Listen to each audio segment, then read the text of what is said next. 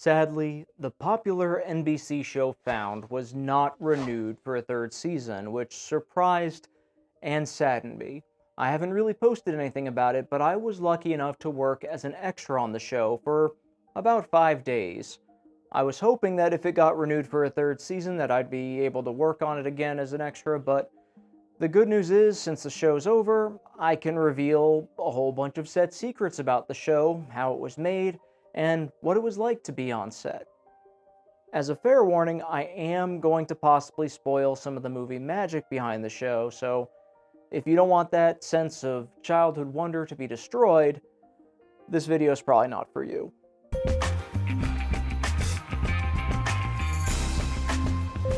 First off, it shouldn't be a surprise to anyone out there that the show isn't actually shot in DC. It was shot in a smaller studio in Atlanta. I'd give you some more details about the specifics, but it's a small studio, and I'm sure new things are probably shooting there, and if I gave the exact address, I don't think they'd be very happy with me. Anyone, though, who is visiting Atlanta, you'd be surprised how many different TV and film studios are speckled around the city, with many of them being just 1 or 2 turns off of a main road. Many of the studios are in commercial or industrial areas, and you really wouldn't be expecting them as they look just like a regular warehouse or another building in the area. And when I say it was shot in a studio in Atlanta, I mean almost the entirety of it was shot in that studio, more than you probably realize. They shot as much as they could on set, even many of the things you may have thought were on location or shot outdoors. One of the prime examples of this was the bus station. I'm willing to bet that many people think that this bus station was a real bus station or that it at least is a set outside, but no. The entire bus station is located inside the studio, and it was about 2 stories tall. And what about the bus? Surely the shots with the bus were outside. Well, that bus was also inside the studio, and it was a real bus, but they would just roll it in and out as needed. And since we're on the topic of the bus station, do you want to know something fun about the front of the building? Most of those glass panels actually swing out. And as you can tell, the bus station's not very big, but camera equipment is. So if you wanted to get a shot of, let's say, Margaret sitting in the front of the bus station, you'd have to be really close up to her to fit everything on the inside. But because those panels swing out, you could put the camera equipment either outside it or actually where that glass is, and you can get the shot you need. They did bring cameras inside sometimes, but since most of the shots were from the front of the station looking in, being able to move these out gave them a lot of flexibility with shooting. Now imagine that you wanted to quickly get from the bus station to the DC Police Department to visit Trent. Guess what? You're not going to need a bus. In fact, the two are so close in real life that if the bus ever got loose, it wouldn't have to go very far to crash directly into it. To give you a sense of the studio, let me John Madden this a little bit to give you a better idea how close everything really was. So here's the inside of our studio. Here on the south side we have costumes, and then a little bit above that we have background holding, which was just an area with some folding chairs. Between them there's some random storage with props, walls, and other pieces of set. Then we have BG Craft Services, which is a very important thing. And then we have the set separated by a hanging backdrop from the ceiling. On this side we have the bus and the bus station, and the bus would be kept off camera here and then rolled back and forth, and then next door over here is the police station, which was basically just the bullpen area and then a long hallway with a little square area up here that you could walk around.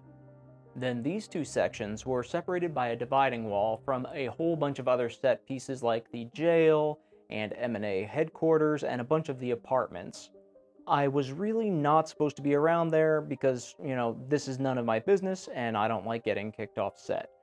So over here on the right is where the props department was, and on the left behind were bathrooms and then a little area where everybody could have lunch. Catering was set up outside over here, and then the generally forbidden crew crafty was set up way up here. So now you're probably thinking, Frank, I've watched the show, and what about all those places where they went to catch a perp? They had to be on location somewhere. Well, I can't attest to all the locations. I would not be surprised if the vast majority were either on or very close to set. One example I know for sure is in episode 21, which was the last episode that I worked on. In that scene, they're tracking down some bad guys that kidnapped the wrong family, and, it looks like they're in a random warehouse, but it isn't. If you look back at our drawing, you can see that what they did was they shot up here in this little corner that already had a look like it was a warehouse, and it had a little closet here on the side, and they built a whole new wall right here, and it's just wood and veneer. That's all it takes to make a random looking space in a studio warehouse look like basically anything you want to pretty quickly. This is also why they would store things like wall sections over here at the base, because if the crew needed to make a location for next week's episode, they could quickly mock up something just with what they had that was close enough to what was needed, and then tear it down when they were done. These things were not put together to last. Like, that one wall, they did some last-minute adjustments to it to hold it stronger on take. They did shoot some on locations, but if they could get away with shooting in or around the studio, they absolutely tried to. It may seem like the show has a huge budget, but you'd be surprised how cost-effective they were to get it done right. They shot each episode in about 2 weeks, and only took a few takes for each scene before they'd move on to the next one. NBC TV shows have been some of the most frugal productions I've been on in terms of being cost-effective while shooting, and especially when you compare it to something like The Righteous Gemstones, which they shoot like they have money to burn. So when you watch and you see that the police station was looking like it was made of cinder block, guess what? That is just a foam veneer on top of a wood frame. And I found that out when I first was there and leaned on it. I was afraid that I was almost going to punch directly through it by accident because of how hollow it felt, and it was, generally pretty weakly created. It looks real though, and that's what's important. Also, if you were wondering, this is why many of the conversations between Gabby and Trent happened either in the bullpen or in the hallway, as those are all there was. And in that hallway, whenever you see a shot that's taken place there, remember that past any given corner, there's probably a ton of people that are hidden. These are people who are working on production. So, for example, on this side of the hallway, you probably have 1 or 2 production assistants or PAs that are telling the background actors when to go, along with hair and makeup people, some gaffers, some grips, and then usually Video Village with directors and assistant directors all sitting just right next to set in case they have to come out at a moment's notice. They are just barely hidden off set. Now let's get to the good part, the stars. Sadly, I'm gonna have to keep this to Mark Paul Gosselaar, who played Sir, Brett Dalton, who played Trent, and Shanola Hampton, who played Gabby, as they were really the only main cast members that I interacted with a lot. I did have some interaction with Kelly Williams, who played Margaret, but that was because she was directing the episode, and she was literally giving me directions on set. She was good, she had clear vision, great communication when she was wanting to get something out of a shot, and she was great with working with the team, even when the team kind of struggled a little bit. And so the first episode I did was the one that Kelly was directing, and I didn't know anything about the show. I mean, almost nothing. I knew it was called Found, and that they found missing people, and that it had very good ratings, but that was pretty much it. On the very last scene, they needed 2 cops. I had a decent look and hadn't been used yet, so they put me in. They placed me back in that long back hallway of the police station, and they positioned a bunch of news reporters and a camera, and I believe it was either the first or second assistant director came over and gave us a real quick rundown of the scene. She said, "This is when we bring in Sir for the first time, and he is the big bad of the show, and it's going to be the first look the audience gets at him being captured. All you need to do is walk him down the hallway while they're trying to get interviews."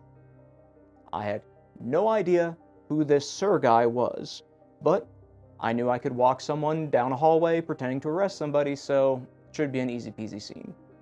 We finished getting ready, and they brought out the actor who's playing Sir, And I don't remember if we were formally introduced or if it was just a, hey, these are the cops, this is the scene, because it went by pretty quick. But they did have to figure out how he was going to be either chained or handcuffed. You know, whether it was going to be in the front or whether they're going to put him behind him and behind his back. And at one point, they even thought about taking a Gatorade bottle and faking it by just holding it like that behind them so it looked like he was being handcuffed. But anyway, we shot the scene. I grabbed him by the shoulder and the arm, and we walked down the hallway, 2 or 3 steps, and we did about 3 takes, and it was done. I didn't think much of it, other than, if this makes the cut, I'm definitely going to be seen, because the real camera was only about 4 feet in front of me. I was pretty psyched about it, but didn't think much about it otherwise. And about a month later, I was talking to a patient about the show, and the first thing he said was, "Isn't that the show with the Saved by the Bell guy on it?" And my first reaction was, what's Saved by the Bell guy? And it's not because I didn't know Saved by the Bell. I grew up watching it. I just didn't know what he was talking about. I was confused, and there's also not that many guys on Saved by the Bell. So there weren't many options to choose from in terms of who he was talking about, and I definitely didn't see Mario Lopez on set, so I had to pull up the IMDb for the show, and I was going through the cast and the characters, and then it hit me. I arrested Zach Morris, and I had not a clue. I thought he was like a day player or a bad guy that was only over a couple story arc, and because it felt like it was just an everyday nothing thing, it didn't have this big pretentious air, he was professional, so it just didn't, register in my mind who it was. He was very professional, did his scenes, and then left and got ready for tomorrow, and he was like that always on set. Professional, well-prepared, and pretty much just kept to himself, so I didn't think twice about who he was. In the end, though, the scene got cut, and if you look at the episode, which was episode 13, I believe, it makes sense because Sir doesn't need to be brought into the police station at all, and it would have screwed up the whole episode if they tried to shoehorn it in. It just wouldn't have made any sense. Brett Dalton, who played Trent, was a little bit more relaxed. He was a bit more casual, still professional, but he was a little slower in terms of going back to his trailer. You'd be a little bit more likely to make small talk with people or just meander a little around set. Overall, very nice guy though. Lastly though, Shanola Hampton, who played Gabby, by far the biggest personality on set, and she was a ton of fun to work with. She was a little ball of energy, and she would sing songs and say hi to everybody and hug everybody. And for example, she hugged me before I even met her. Like, I didn't even know it was her. I was standing in the corner of the police station off camera, and this little thing just grabs me by the side and starts hugging me, and I didn't even have a chance to realize what was going on. Luckily, my instincts now after working on sets and not recognizing people is to just go with it and meet the energy they're bringing. So before I realized it was her, I just hugged back and went, hey, because in that brief moment when I saw her, I could only remember her character name, and I didn't want to just call her Gabby like I didn't know who she was. And for her, hugging everybody was normal. Like one day she went to just about every single background actor and gave them each an individual hug and talked with them. And she remembered just about everyone that she'd worked with before. If you want to get a good sense of her real personality and not just a character that she's playing, watch some of the bloopers or behind the scenes video of her, because she is much more fun than her character. And she's definitely smaller and cuter in person. Honestly, I hope she does well and moves on to bigger and better things, because she is a very skilled actress and she shows it with how well she crushed that character. So I think I'm going to end things here because this video is probably going on long enough already. But if you have any more questions about the show, I'm going to do my best to try and answer them in the comments. Thank you so much for watching. I'm Frank Chopatini with Cervetti Software, and I'll see you in the next one.